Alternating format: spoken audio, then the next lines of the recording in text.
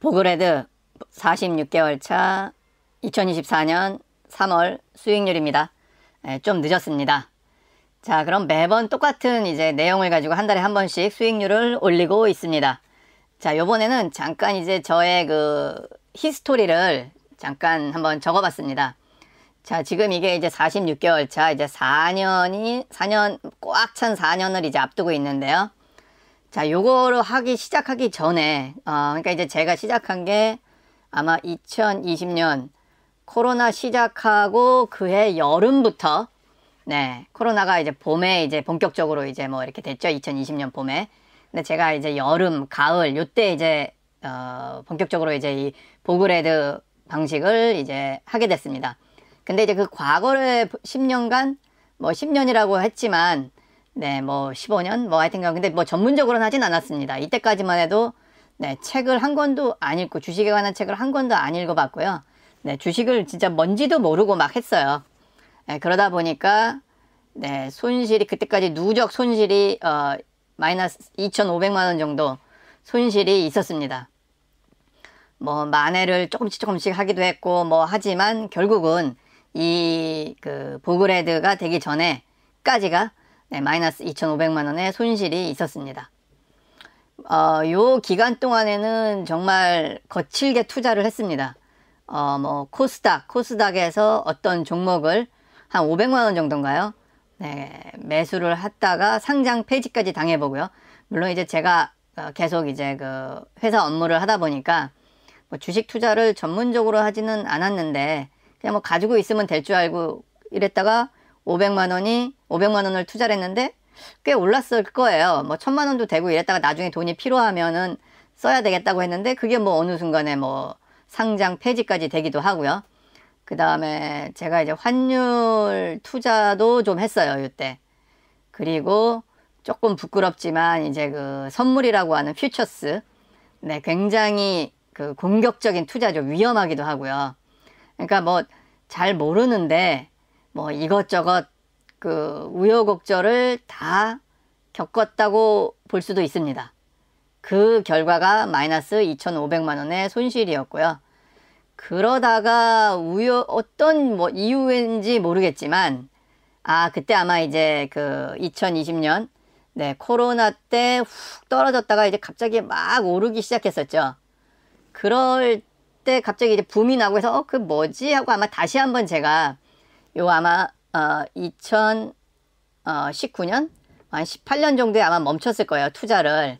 네, 손실을 보고 뭐 이러다가 이제 바쁘기도 하고 이래서 안 하다가 2020년에 이제 3월 달에 뚝뚝뚝 떨어지다가 막 오르는데 뭐 요때는 한번 해볼까 뭐 생각은 있었는데 뭐 공부도 하나도 안 돼 있는 상태고 뭐 잘 모르고 이랬는데 아마 요때 또 이제 유튜브가 이제 막 또 나와서 이제 뭐 그 여러 가지 이제 그 뭐 안전자산에 대한 그 가치 투자 뭐 이런 것도 있었고 아마 유튜브 방송이 이때 많은 거로 알고 있었어요. 그러다가 이제 저도 이제 자산 배분이란 용어를 좀 알게 되고 그래서 뭐 자산 배분 갤러리 DC 인사이드인가요? 네, 그냥 뭐 이렇게 글을 좀 봤어요. 그랬더니 이제 주식 말고 이제 뭐 채권이라는 것도 있고 뭐 그 금이나 이제 뭐 귀금속 그런 그 자원에 대한 투자라는 것도 있었고 그래서 뭐 이렇게 쭉 공부를 좀 하는 차에 네, 보그레드를 알게 됐습니다. 그리고 아마 이때 그 모든 주식을 하라라는 이제 책을 제가 읽게 됐을 겁니다. 근데 이 책은 제가 산 건지 선물 받은 건지 그것도 지금 정확하진 않은데요. 제가 선물도 누구한테 주기도 했습니다. 그래서 정말 바짝 한 60일 정도, 2달 정도 바짝 요 보그레드.org라는 사이트를 샅샅이 공부를 했는데요. 물론 이제 이때도 정신을 완벽하게 차리지는 못했습니다. 그래서 흡피 전략, 지금 제 전략 중에 하나인데 흡피 전략, 3배 레버리지 전략이죠. 굉장히 또 공격적이죠. 그래서 이 그 3배 레버리지 전략에 대해서 많이 공부를 하게 된 겁니다. 좀 투기성이 있었죠. 그래서 이제 흥미가 있고 와 정말 이렇게 완벽한 전략이 있었나 뭐 백테스트를 보면 정말 완벽해요. 정말 흠잡을 데 없는 그래서 푹 빠져갖고 하면서 이제 조금씩 이제 투자를 했죠. 이쪽에서 말하는 이제 뭐, 나오는 이제 뭐, VTI, VTI나 아니면 뭐 전체 주식이 뭐, VT, 이렇게 요런 것들, VT는 이제 주식이랑 채권이랑 섞여 있는 거네요.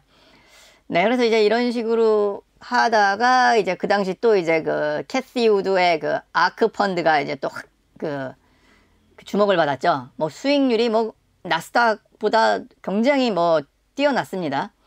저 또 이제 여기에 또 혹했습니다. 아크에 혹해갖고 흡피 전략을 이제 좀 들어갔다가 아크에 혹했는데 제가 이제 게시판에서 이 보글헤드.org 게시판에서 이렇게 저랑 비슷한 생각을 한 사람들이 있었어요. 이거 뭐 한 배짜리 가지고 이게 뭐 어떻게 되겠냐. 이거 뭐 전체 주식, 미국 전체 주식이랑 뭐 전 세계 주식을 사갖고 10% 가지고 뭐가 되겠냐. 아크 펀드나 흡피 전략은 뭐 20%, 30% 그렇게 투자가 되는데, 수익이 올라오는데, 그럼 그걸 해야 되지 않느냐라는 질문을 누군가 했습니다. 저도 거기에 동의를 했거든요. 그래서 저도 그랬더니 이제 그 답변은 이 보글헤드에 이제 올해 터줏대감 같으신 분들이 계세요. 뭐 할아버지죠. 나이도 되게 많으시고, 그 중에서 누구죠? 존 보글은 이제 돌아가셨고, 테일러, 그죠? 테일러란 분도 있고, 그 다음에 공저자가 또 하나가 있었는데요. 뭐 이제 뭐 그런 분들이나 또 더 오래되신 분들이, 야, 이 아크는 끼키야 지금 뭐 1년, 뭐 요때 이렇게 올랐는데 어떻게 이런 거를 투자를 할 수가 있겠니? 우리의 투자는 은퇴 시점을 바라보고 있는 거라, 20년, 30년 동안 꾸준한 수익을 올려야 되는데, 이거 너무 단기간을 보는 거 아니냐. 검증도 안 된 거. 지금 1년 이렇게 오른다고, 이걸 투자할 수 있겠느냐란 얘기를 했어요. 그럼에도 불구하고 저는 그 글들을 무시하고 아크에 투자를 합니다. 현재 이 당시 그래도 좀, 뭐 1,000만 원 이상 들어갔는데요. 어쨌든 이때 지금 아직까지도 마이너스 50%예요. 근데 마이너스 50%인 것도 지금 환율 감안해서죠. 실질적으로는 만약 환율 지금 원화가 지금 절하가 돼갖고 환율이 높잖아요. 근데 여기서 지금 한 20% 더 떨어지면 아마 이 아크가 이 최고점 대비 아마 마이너스 80% 혹은 70%일 거예요. 그러니까 뭐 반의 반토막이 됐죠. 지금 현재는. 아직도 지금 가지고는 있는데, 그래서 이때 이제 한번 저는 또 제대로 이 보글헤드.org에서 오랫동안 하신 분들, 그리고 존 보글이 계속 주장했던 거, 하물며 워렌 버핏도 자기가 사후에 죽게 되면 이제 뭐 S&P 500에 다 투자를 하라고 했죠. 와이프한테. 뭐 이제 그런 것들도 이제 떠오르면서 제대로 이제 제가 이제 철이 들어가는 과정을 밟게 됩니다. 그리고 나서 이제 60일 공부를 많이 하고, 여기서 핵심은 이제 ETF 수수료와 이제 세금이었습니다. 그래서 이제 수수료와 세금 공부를 중요하다고 하길래 공부를 했고, 국내에서도 국내 시스템, 국내 이 계좌에 맞게끔 공부를 했습니다. 그러다 보니 이제 배당주는 이제 안 하게 된 거죠.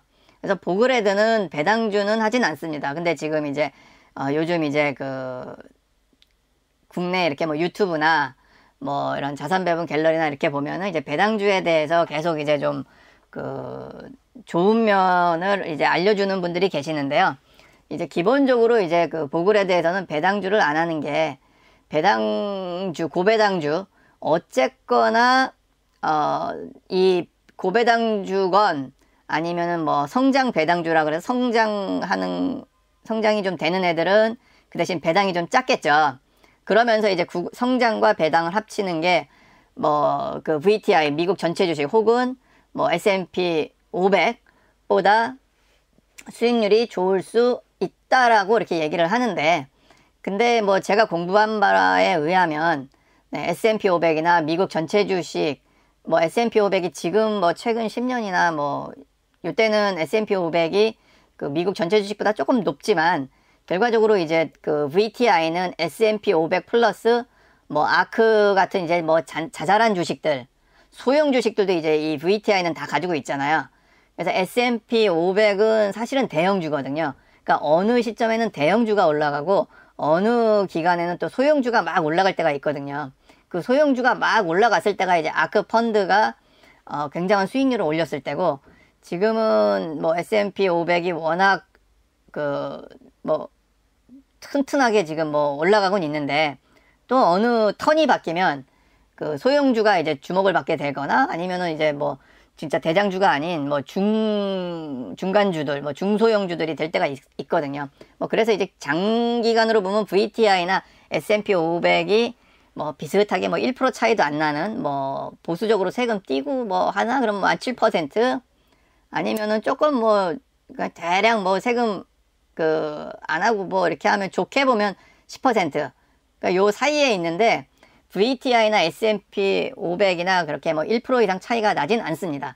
어쨌든 근데 이 배당주라는 게 그 7에서 10%를 뛰어넘을 수는 있습니다. 뭐 1년, 뭐 2년, 3년. 하지만 이 뭐 슈드라는 것도 있죠. 뭐 제가 이걸 미리 다 적었어야 되네. SCHD인가요? 뭐 하여튼간 요 고배당주 한 건데, 이런 주들이, 이런 그 배당주 ETF가 7에서 10을 넘을 수는 있습니다. 근데 이게 뭐 1년이건 2년, 3년 뭐 이렇게 꾸준하게 갈 수 있을 거라고는 장담할 수가 없습니다. 그리고 이 시장에서 7에서 10% 이 수치가 거의 뭐라 그럴까요? 이 수치를 뛰어넘기가, 오랜 기간 이 수치를 뛰어넘는 게 뭐 5년, 10년, 15년 이거를 이기는 ETF가 나오기는 사실은 불가능하다라고 보는 거죠.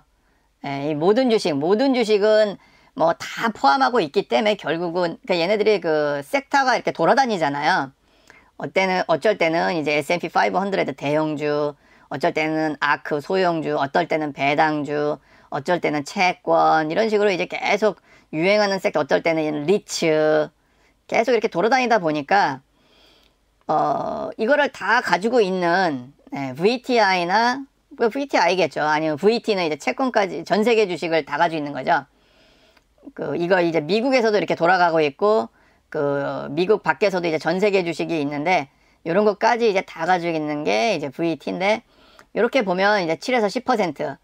그래서 배당주를 안 하는 거고요. 또한 배당주는 뭐예요? 여기서 이제 세금이 나가죠. 15.4%. 그러니까 배당을 받는 것 자체가 세금을 그때그때 떼면서 또 나가는 거라서, 오히려 세금을 안 떼고 배당을 안 주는 그 성장주들은 배당의 몫을 재투자하면서 주식의 가격이 올라가죠. 주식의 가격이 올라가는 게 사실은 세금을 안 내기 때문에, 미국에서도 오히려 더 배당주보다는 성장주를 더 많이들 좋아합니다. 근데 배당주가 필요할 때가 있죠. 은퇴자들, 은퇴 시점, 은퇴한 사람들한테는 매달 나오는, 그 다음에 뭐 분기마다 나오는 배당이 생활비의 원천이 되다 보니까, 그럴 때는 배당주가 역할을 한다고 봅니다. 물론 그럼에도 불구하고 보글에 대해서는 배당주보다는 그냥 VTI를 매도를 해서 혹은 이 당시 이제 은퇴 시점이 되면 많은 부분을 이제 BND 채권으로 바꾸는 거죠. 그래서 채권에서 그냥 이자도 받으면서 배당도 받고, 그 다음에 매도를 하는 거죠. 생활비를. 배당주로 가는 게 아니라 그냥 은퇴 시점이 다가올수록, 왜냐면은 이제 BND는 변동성이 적으니까, 그래서 뭐 1년치 혹은 뭐 3년치에 생활비, 은퇴를 했다고 치면 생활비를 그냥 BND로 바꿔놓으면 은행보다는 좀 더 좋은 이자를 갖고 있고, 만일 마켓이 안 좋은 시점이 왔을 때, 마켓 다운턴이라고 하는데요. 그런 시점이 왔을 때도 BND는 뭐 주식보다는 하락하는 폭이 제한이 되죠. 좀 작죠. 그래서 조금 부담 없이, 만일 마켓이 안 좋은데, 시장이 굉장히 안 좋은데 뭐 VTI로만 가지고 있으면 이거를 매도를 하고 낮은 가격에 매도를 해서 생활비로 쓰는 게 조금은 불편할 수가 있죠. 아쉬울 수가 있죠. 그랬을 때는 이제 채권, 그런 위기 상황이 다가올수록 채권은 좀 올라가는 성향이 많기 때문에, 그럴 땐 사실은 또 BND가 또 그 ETF가 가격이 좀 올라갈 수도 있거든요. 이제 그런 걸 봐서 이제 배당주보다는 이제 채권 쪽을 들고 있고, 채권 ETF죠, 엄밀하게 하면. 그래서 이제 그거를 매도하면서 생활비로 가지고 있다가 다시 또 이렇게 회복되는 시점이 또 오겠죠. 뭐 5년 지나면, 뭐 10년 지나면 그땐 또 다시 이제 많이 오른 VTI를 또 이제 채권으로 바꿔서 생활비로 쓰는, 네, 이런 전략이 보그레드의 전략입니다. 그래서 오늘은 좀 들어가기 전에 네, 이런 히스토리를 잠깐 말씀드렸고요. 네, 본론은 뭐 계속 했던 얘기니까 빨리빨리 한번 넘어가 보겠습니다. 네, 지금 환율이 굉장히 높죠. 원화의 가격이 절하가 되어 있습니다. 그래서 저는 이제 1150원을 기준으로 해서 네, 환율이 높다 낮다를 제 스스로 저만 이렇게 정한 겁니다. 네, 그래서 저는 이제 ISA 계좌에서는 이제 좀 공격적인 2배짜리를 하고 있고요. 연금저축 계좌에서는 뭐 사실은 모든 주식 VTI가 좋은데 국내에는 그런 ETF가 아직은 없습니다. 그래서 그냥 수수료 저렴한 거, 그래서 S&P 500으로 하고 있고요. 그 환율이 고환율이기 때문에 다 해지가 붙은 거를 하고 있습니다. IRP 계좌에서도 마찬가지로 S&P 500 해지된 거 하고 있고요. 그 다음에 그 안전자산 30%에서는 30년 국채 액티브 해지를 하고 있고, 수수료는 0.05라서 낮은 편이라 좋습니다. 그리고 지금 현재 ISA 계좌에 30년 국채 레버리지도 지금 같이 하고 있고, 수수료는 이제 레버리지라서 조금 높은 0.25%입니다. 그 다음에 미국 금리 5.5, 한국 금리 3.5, 아직 금리가 내려갈 생각을 안 하고 있네요. 그리고 이제 요 삼성전자와 코덱스 은행 지금은 좀 많이 올랐죠. 근데 좀 낮았을 때 어차피 제가 이제 지금 그 ETF 일반 계좌에서도 지금 좀 하고 있는 게 있는데, 일반 계좌에서도 이제 환율이 떨어지면 매도 후에 직투로 가려고, 근데 이제 이런 것들은 일반 계좌에서 S&P 500을 하다 보면 매도하면은 그 수익에 대해서 15.4%의 세금을 내야 되잖아요. 그래서 그게 아까워서 환율이 떨어질 때 조금 득을 보는 게 뭐가 있는지 제가 한번 찾아봤더니, 삼성전자와 코덱스 은행 같은 게 환율이 떨어지면, 환율이 내려가면 조금 수혜를 보는 경향이 있더라고요. 그래서 그냥 일반 계좌에서 S&P 500이나 뭐 요거 살 바에는 그냥 요거를 조금 사둔 게 있는데, 지금은 좀 많이 덕을 봤습니다. 지금은 많이 오른 상태라서 아마도 지금 코덱스 은행이 많이 올랐는데 이것도 아마 지금 환율이 떨어질 거 대비해서 미리 지금 가격이 오른 거 아닌가. 삼성전자도 많이 올랐고요. 그래서 요 두 개 주식은 환율이 1150원 이하로 가면 무조건 뒤도 안 들어오고 매도 후에 직투로 갈 자금이고요. 그 다음에 일본의 S&P 500도 조금 매도를 하고는 있습니다. 지금 요거는 아직도 조금 좋기는 한데 엔화가 지금 많이 떨어지고 있죠. 떨어졌죠. 예, 그래서 엔화로 바꿔서 했는데 이거는 나중에 어떻게 할지 모르겠어요. 그러니까 엔화가 올라가면 아마, 근데 그때도 이제 그러면 뭐 22% 세금을 내야 되는 하는 부담감은 있는데, 어쨌든 뭐 엔화가 안전자산으로 되면 이제 훨씬 더 올라가니까, 그래서 그냥 포트폴리오 개념에서 조금 일본 시장도 투자를 했습니다. 자, 이게 이제 제가 이제 전체적으로 이제 하고 있는 거고요. 이제 흡피 전략, 아까 말한 3배 굉장히 공격적인 거, 그 다음에 기본이 되는 3펀드 전략이 보그레드에서 기본이 되는 거예요. 그래서 뭐 7대 2대 1, BND는 미국의 전체 채권이고요. VX, UX는 미국을 제외한 인터내셔널 주식이죠. VTI가 미국의 모든 토탈, 미국의 모든 종목을 포함하고 있는, 그래서 S&P 500은 500개잖아요. 500에서 알려주시듯이. 근데 VTI는 아마 4,000개인가 그렇습니다. 모든 종목을 다 포함하고 있죠. 그리고 이제 지금 고환율 전략, 환율이 높아서 이 흡피 전략이랑 3펀드 전략을 못하고 있습니다. 그래서 고환율 전략에서는 이제 저는 좀 공격적으로 해서 요 2배짜리, 이게 이제 2배짜리거든요. 요거는 이제 포트폴, 이거는 1배짜리. 그러니까 S&P 500인데요. 둘 다 S&P 500인데 2배짜리, 1배짜리를 1대1로 하고 있습니다. 그래서 2배는 이제 타이거 미국 S&P 500 레버리지 합성을 지금은 하고 있고요. 자, 요거는 이제 포트폴리오 비주얼라이즈에서 이제 3월 달까지의 수익. 자, 지금 보시면 이제, 자, 2020년 6월부터죠. 준, 줄라이. 7월부터 어떻게 보면 이제 지금 쭉 오르는 경향이고, 네, 요 시점에서는 뭐 엄청난 기세로 지금 오르고 있죠. 그래서 지금 4월 초, 이게 지금 이제 4월 1일인데 지금은 4월 말이죠. 그래서 지금 이때는 제 수익률이 25%나 됐습니다. 네, 뭐 마이너스 20% 찍었을 때도 있지만, 근데 지금 4월, 오늘이 지금 며칠인가요? 28일이네요. 지금 이때 좀 떨어졌습니다. 그래서 저는 이제 좀 공격적으로 하다 보니까 이게 뭐 한 14%까지 떨어졌나요? 굉장히 많이 지금 훅 떨어졌는데, 어쨌든 그리고 나서 다시 좀 오르는 시점이긴 해요. 어쨌든 요 기간 엄청나게 지금 뭐 엄청난, 야, 이거는 진짜 엄청나죠. 예전에도 그렇게 오른 적이 없었습니다. 이렇게 오를 때 봐도 그 정도는 아닌데 정말 상승세 겁나게 올랐습니다. 작년 말부터네요. 자, 요게 이제 이 영역이에요. 쫙 오르는 S&P, 녹색이 S&P인데 S&P도 뭐 엄청나게 오르고 있죠. 자, 그 다음에 이 흡피 전략이 벌써 이렇게 뭐 눈 깜짝할 사이에 빨간색이 이제 3펀드 전략이 좀 굼뜨긴 하는데 그래도 안정적이죠. 채권을 포함하고 있어서. 그래서 이미 추월을 했습니다. 추월을 하는 요 모습을 볼 수가 있습니다.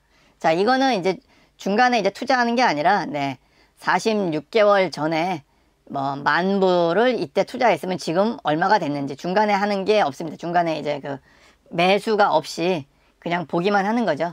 그랬을 때 이제 CAGR 연평균 수익률이 뭐 이렇게 나오고 있고요. 뭐 토탈 수익률은 뭐 환율이 1,000원이라고 쳤을 때, 그래서 1,000,000원을 넣으면 흡피 전략은 지금 1,500만원, 3펀드 전략도 1,500만원, 국내 전략은 1,900만원, S&P 500은 1,600만원, 이런 식으로 됐다라고 보시면 됩니다. 어마어마한 수익률이죠. 4년이면.